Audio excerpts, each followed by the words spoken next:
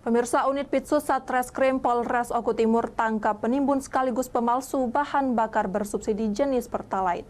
Pelaku diringkus beserta barang bukti puluhan jerigen berisi BBM palsu, menyerupai Pertalite siap edar.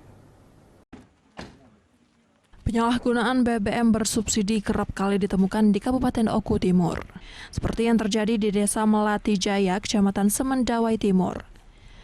Pelaku bernama Aan Andesta ditangkap polisi setelah menimbun dan memalsukan BBM bersubsidi. Pelaku ditangkap setelah pihak kepolisian mendapatkan laporan dari masyarakat adanya penimbunan BBM di dalam rumah pelaku. Selain itu, di rumah pelaku juga disinyalir memperjualbelikan minyak mentah yang diolah menjadi BBM Pertalite dan Pertamax. Dari hasil penggeledahan, petugas menemukan 52 jerigen BBM palsu siap edar yang disimpan pelaku di gudang belakang rumah.